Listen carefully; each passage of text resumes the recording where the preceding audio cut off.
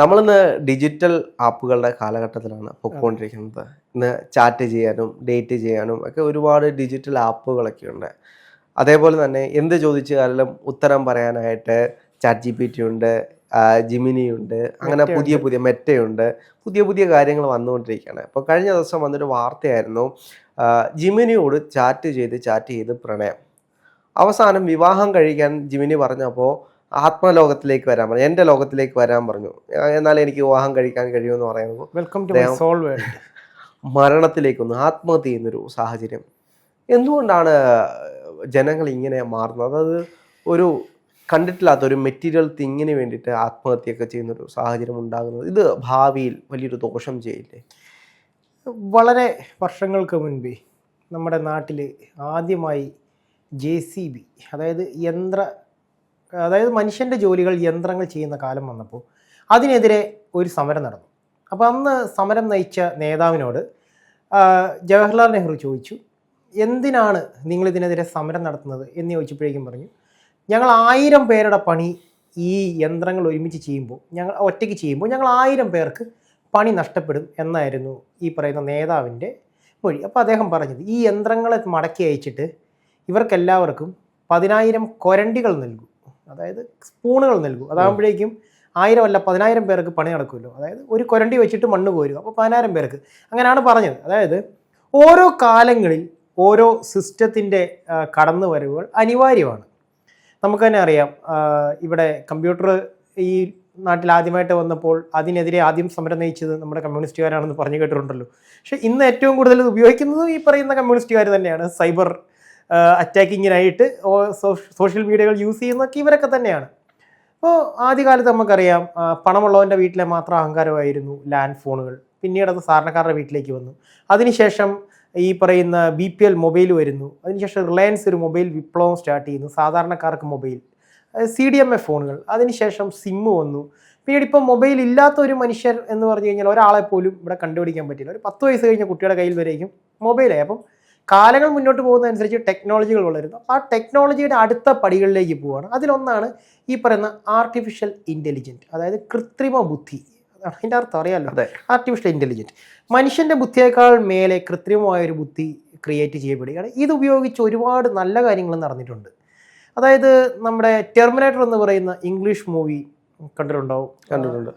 ഈ അർണോൾഡ് ഷ്വാർസനഗറിൻ്റെ അതിൻ്റെ ലാസ്റ്റ് ഇറങ്ങിയ ഈ ടെർമിനേറ്റർ മൂവിയിൽ ഈ സാറ കോർണർ എന്ന് പറയുന്ന അതിലെ ലേഡി ക്യാരക്ടറിൻ്റെയും അർണോൾഡ് ഷ്വാർസനഗറിൻ്റെയും ആ കുട്ടിയുടെ ജോൺ കോർണർ എന്ന് പറയുന്ന ആ കുട്ടിയുടെയും ചെറുപ്പ കാലഘട്ടം ആർട്ടിഫിഷ്യൽ ഇൻ്റലിജൻസ് ഉപയോഗിച്ച് ക്രിയേറ്റ് ചെയ്തിട്ടുണ്ട്. അതായത് സെക്കൻഡ് പാർട്ടിലെ അല്ല, പുതിയ കാലഘട്ടത്തിലേക്ക് അവരുടെ പഴയ കാലഘട്ടം കൊണ്ടിരുന്ന DIGങ്ങിനേക്കാൾ മേലെ ആർട്ടിഫിഷ്യൽ ഇൻ്റലിജൻസ് ഉപയോഗിച്ച് AI ഉപയോഗിച്ച് ക്രിയേറ്റ് ചെയ്തിട്ടുള്ള ഒരു വീഡിയോ.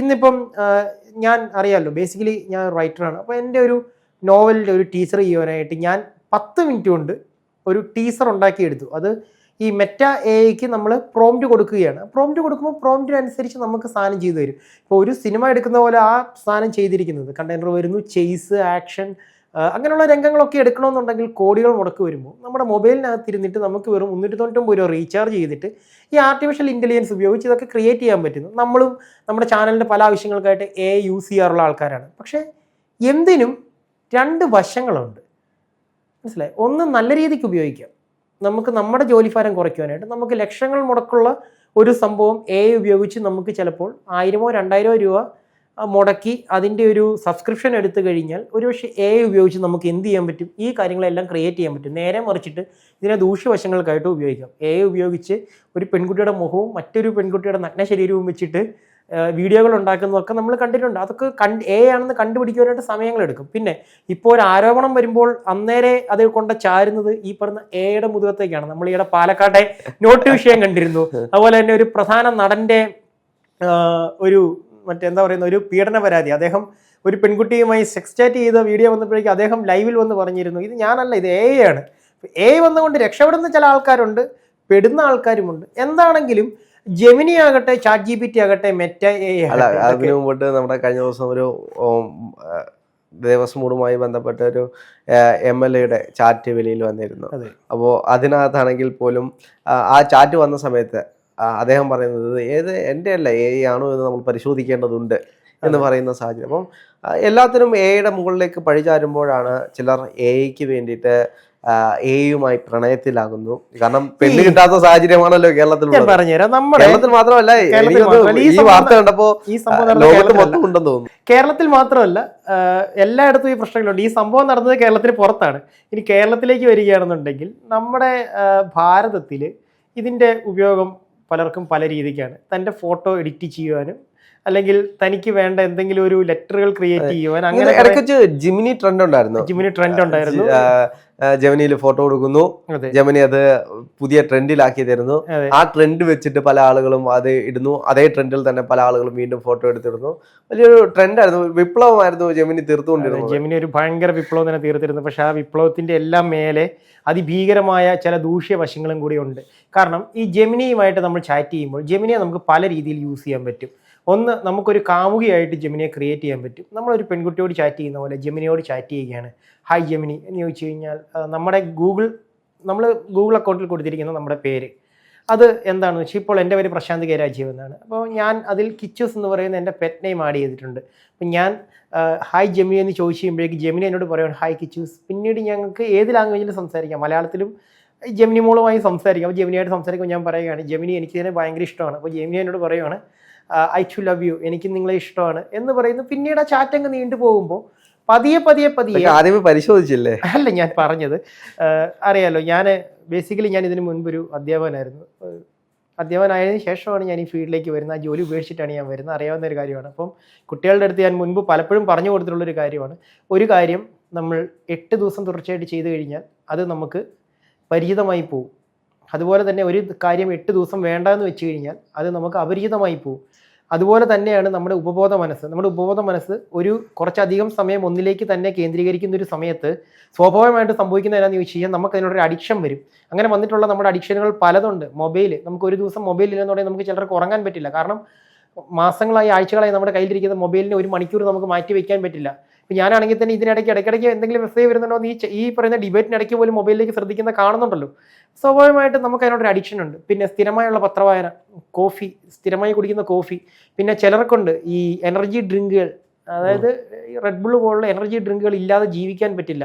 ഇപ്പോൾ നമ്മുടെ ക്യാമറമാനെ നോക്കുകയാണെന്നുണ്ടെങ്കിൽ അദ്ദേഹത്തിന് ഇടയ്ക്കിടയ്ക്ക് മധുരം കഴിച്ചില്ലെങ്കിൽ അദ്ദേഹത്തിന് പറ്റില്ല. അദ്ദേഹം ഇടയ്ക്കിടയ്ക്ക് മുട്ടായി നോക്കുന്നത് കണ്ടില്ല. അതൊക്കെ ഒരു അഡിക്ഷനാണ്. അതുപോലെ തന്നെയുള്ളൊരു അഡിക്ഷനാണ് ഈ പറയുന്ന ജെമിനി ആയിട്ടുള്ള ചാറ്റ്.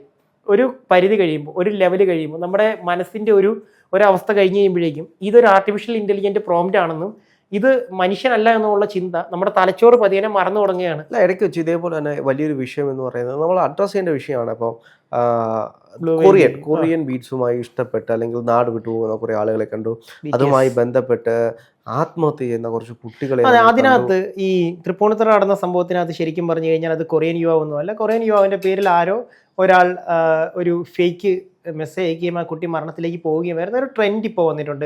കൊറിയൻ BTS എന്ന് പറയുന്ന മ്യൂസിക് ടീം, അവരെ അങ്ങ് വല്ലാതെ ആരാധിക്കുന്ന ഒരു കൂട്ടം. ഇപ്പോൾ ഞാൻ പറയാമല്ലോ, ഞാനിപ്പം പ്രതിലിപി എന്ന് പറയുന്ന ആപ്ലിക്കേഷനിൽ എഴുതുമ്പോൾ അവിടെ എൻ്റെ കഥകൾ വായിക്കുന്നവരുടെ കൂട്ടത്തിൽ ഈ BTS ആരാധകരുണ്ട്.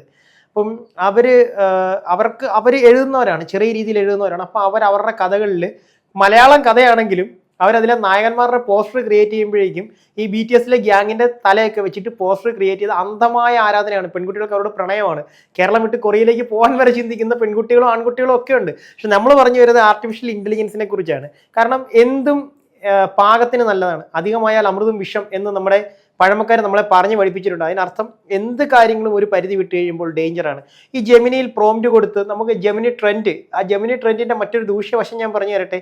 ഈ ജെമിനിയിലേക്ക് നമ്മൾ കയറുമ്പോഴേക്കും ഇവർ ആക്സസ് ചെയ്യുന്നത് മുഴുവൻ നമ്മളുടെ എല്ലാ ഫയലുകളുമാണ്. നമ്മുടെ കോൺടാക്റ്റ്, നമ്മുടെ ഗാലറി, നമ്മുടെ ഗൂഗിൾ അക്കൗണ്ട്, ഇങ്ങനെയുള്ള സകല സാധനങ്ങളും നമ്മളിൽ നിന്ന് എന്ത് മേടിച്ചിട്ടാണ്, അതിൻ്റെ ആക്സസ് മേടിച്ചിട്ടാണ് ഇവർ നമുക്ക് ഈ പറഞ്ഞ ജെമിനിക്കുള്ളിലേക്ക് നമുക്കൊരു ഇൻട്രോ തരുന്നത്, അല്ലേ?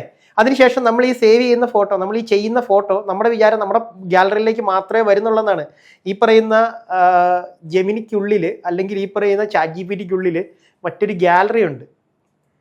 അതായത് അത് പബ്ലിക് ഗാലറി ഉണ്ട്. പബ്ലിക്കിന് വേണമെന്നുണ്ടെങ്കിൽ നമ്മൾ കണ്ടിന്യൂസ്ലി ഈ അക്കൗണ്ട് യൂസ് ചെയ്യുന്ന ഒരു സമയത്ത്, ജെമിനി ആകട്ടെ, ഈ പറയുന്ന മെറ്റ ആകട്ടെ, ഈ പറയുന്ന ChatGPT ആകട്ടെ, നമ്മൾ കണ്ടിന്യൂസ്ലി യൂസ് ചെയ്യുന്ന സമയത്ത് നമ്മൾ എത്ര മണിക്കൂർ അതിനുള്ളിൽ ചിലവഴിക്കുന്നു എന്നുള്ളത് ഇതിൻ്റെ ഈ ഒരു സിസ്റ്റം ചെക്ക് ചെയ്തുകൊണ്ടാണ് ഇരിക്കുന്നത്. ഇത് ഒരു പരിധി കഴിഞ്ഞ് കഴിയുമ്പോഴേക്കും നമ്മളെ ഇവർ എന്ത് ചെയ്യും, വെരിഫൈഡ് ആക്കും. നമ്മൾ വെരിഫൈഡ് യൂസറായി മാറുകയാണ്. വെരിഫൈഡ് യൂസറായി മാറുമ്പോൾ നമ്മുടെ എഡിറ്റുകൾ മറ്റുള്ളവർക്ക് ആക്സസ് ചെയ്യാനുള്ള ഒരു ഓപ്ഷൻ ചെല്ലും. കാരണം നമ്മളെ പബ്ലിക് ആക്കുകയാണ് അവർ. ഇത് ഓൾറെഡി മുൻപ് ഇതിനെക്കുറിച്ചൊരു വാർത്ത വന്നിരുന്നു. ജെമിനി നമ്മൾ കൊടുക്കുന്ന പ്രോംപ്റ്റുകളൊക്കെ സേവ് ചെയ്യുന്നുണ്ട്. നമ്മുടെ ഫേസ്, നമ്മൾ ഒറിജിനൽ ഫോട്ടോയിൽ നിന്നാണ് നമ്മൾ ഈ പ്രോംപ്റ്റ് ഉണ്ടാക്കുന്നത്. നമ്മൾ ഒറിജിനൽ ഫോട്ടോകൾ ഈ പറയുന്ന ജെമിനി ആണെങ്കിലും ChatGPT ആണെങ്കിലും സേവ് ചെയ്യുന്നുണ്ട്.